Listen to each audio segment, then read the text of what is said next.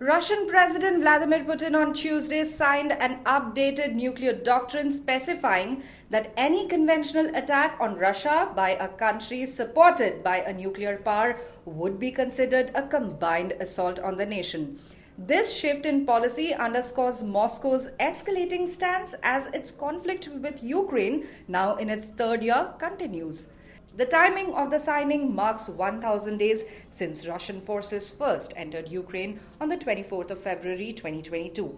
The revised doctrine reflects Putin's firm message to Western allies supporting Ukraine, particularly after the recent decision by US President Joe Biden to authorize Ukraine's use of American long-range missiles on Russian targets.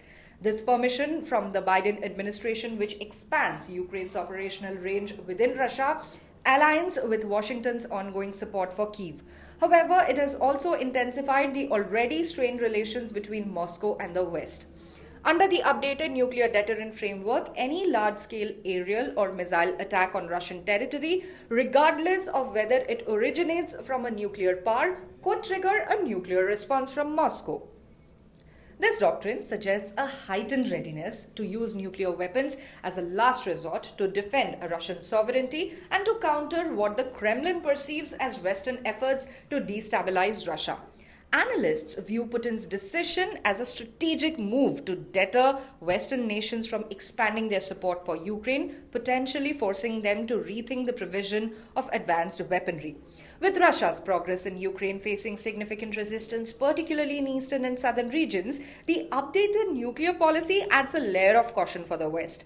The doctrine is intended to dissuade NATO and other allies from escalating military involvement, thereby underscoring the risks of crossing Moscow's red lines.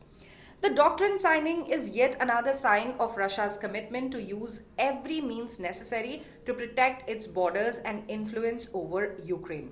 As Putin presses forward with his military objectives, the nuclear policy update sends a clear warning to Western leaders, highlighting the potential repercussions of their continued support for Ukraine in a war that increasingly resembles a direct East-West confrontation.